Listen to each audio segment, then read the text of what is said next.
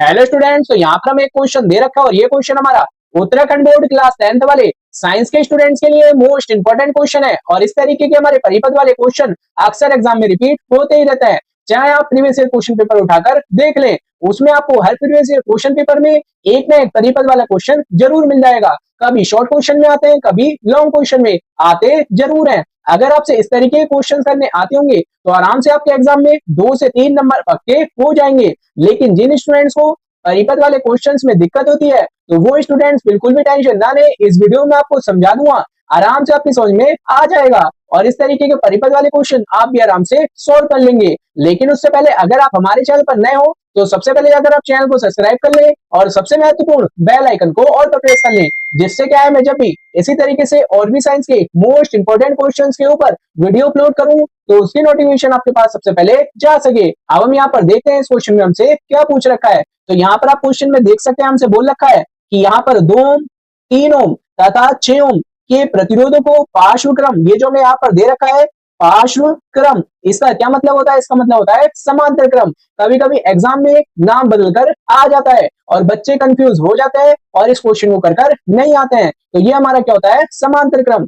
हमें यहाँ पर 3 प्रतिरोध दे रखे हैं, उनको हमें समांतर क्रम में जोड़ने पर इनका जो परिणामी प्रतिरोध होगा वो मैं यहाँ पर बताना है। तो यहाँ पर आपको समांतर क्रम यानी कि पार्श्व क्रम में प्रतिरोधों को जोड़ना आना चाहिए। पहले यहाँ पर मैं आपको चित्र से समझा देता हूँ। मान लो यहाँ पर हमारे पास 3 प्रतिरोध है, एक हो जाएगा यहाँ पर ये हमारे पास, ऐसे ही दूसरा हो जाएगा हमारा इस तरीके से और तीसरा हो जाएगा हमारा इस तरीके से। ठीक है, पहला वाला प्रतिरोध हो जाएगा हमारे पास R1, दूसरा प्रतिरोध हो जाएगा हमारे पास R2 और तीसरा प्रतिरोध हो जाएगा हमारे पास R3। तो ये हमारे तीनों प्रतिरोध कैसे हैं? समांतर क्रम में है। तो हम यहाँ पर तीनों प्रतिरोधों को रख देंगे और समांतर क्रम का हमारे पास क्या फॉर्मूला होता है उसको जोड़कर हम यहाँ पर इस परिपथ का कुल प्रतिरोध निकाल लेते हैं। कैसे करेंगे वो मैं आपको कर समझा देता हूँ। तो हम यहाँ पर R1 हो जाएगा हमारे पास पहला प्रतिरोध जो मैं क्वेश्चन में दे रखा है 2 ओम, ऐसे जो मैं दूसरा प्रतिरोध दे रखा है R2 वो हो जाएगा हमारे पास 3 ओम और जो मैं तीसरा प्रतिरोध दे रखा है वो हो जाएगा हमारे पास 6 ओम, इसका नाम हो जाएगा हमारे पास R3। आप इस डायग्राम को ध्यान रखना। तो हम यहाँ पर लिख भी देंगे जो हमने यहाँ पर चित्र बनाया है कि R1 बराबर जो हमारा पहला प्रतिरोध है वो हो जाएगा यहाँ पर हमारे पास 2 ओम, दूसरा प्रतिरोध है R2 बराबर हो जाएगा हमारे पास 3 ओम, तीसरा प्रतिरोध है हमारे पास R3 बराबर हो जाएगा 6 ओम। अब हम इन तीनों प्रतिरोधों को समांतर क्रम में जोड़ देंगे क्योंकि हमें इन्हें पार्श्व क्रम में जोड़ना है। तो हम यहाँ पर इन तीनों प्रतिरोधों को समांतर क्रम में जोड़ देंगे और इनका जो परिणामी प्रतिरोध होगा वो हमारा हो जाएगा R। तो हमारा पार्श्व क्रम का क्या फॉर्मूला बनेगा वो यहाँ पर मैं आपको बता देता हूँ। तो हमारा फॉर्मूला हो जाएगा 1/R बराबर होगा 1/R1 plus 1/R2 plus 1/R3। जितने हमारे पास प्रतिरोध होंगे उनको हम समांतर क्रम में जोड़ देंगे। यहाँ पर हमारे पास 3 प्रतिरोध है तो हम इन तीनों प्रतिरोधों को समांतर क्रम में जोड़ दिया है। अब हम इनकी वैल्यू को रखकर यहाँ से हम परिणामी प्रतिरोध को निकाल लेते हैं। तो यहाँ पर हम R1 की वैल्यू रख देंगे तो यहाँ पर हो जाएगा 1/2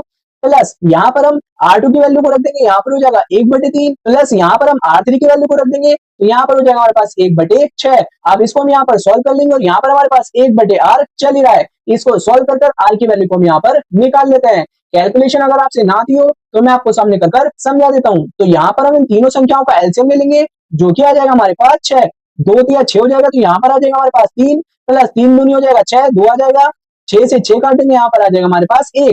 तो यहाँ पर हमारे पास हो जाएगा 3 और 2 5 और 1 6, यहाँ पर आ जाएगा 6/6। 6 से हम 6 को एक बार काट देंगे 6 कम 6, तो यहाँ पर हमारे पास आ जाएगा 1/R बराबर हो जाएगा यहाँ पर हमारे पास 1। अब हम इसकी क्रॉस मल्टीप्लाई कर देंगे तो R की वैल्यू आ जाएगी हमारे पास 1 ओम और यही हमारा इस क्वेश्चन का आंसर हो जाएगा और यही हमारा इसका परिणामी प्रतिरोध भी हो जाएगा जो हमसे क्वेश्चन में बोल रखा था। जो हमें क्वेश्चन में 3 प्रतिरोध दे रखे थे 2 ओम का, 3 ओम का, 6 ओम का, अगर हम इन तीनों प्रतिरोधों को पार्श्व क्रम यानी कि समांतर क्रम में जोड़ेंगे तो इनका जो परिणामी प्रतिरोध होगा वो कितना हो जाएगा हमारे पास 1 ओम। कैसे हो जाएगा वो मैंने यहाँ पर आपको कैलकुलेशन कर समझा दिया है और साथ में मैंने यहाँ पर आपको डायग्राम से भी समझा दिया है। तो उम्मीद करता हूँ कि आपको ये परिपथ वाला क्वेश्चन समझ में आ गया होगा। बहुत इजी था, बस यहाँ पर आपको ये पता होना चाहिए कि समांतर क्रम हमारा क्या होता है, कैसे हम प्रतिरोधों को समांतर क्रम में जोड़ते हैं। अगर आपको इतना पता होगा तो आप इस तरीके के किसी भी क्वेश्चन को आराम से सॉल्व कर लेंगे। लेकिन अगर आपको नहीं पता होगा तो आप आसान से आसान क्वेश्चन को भी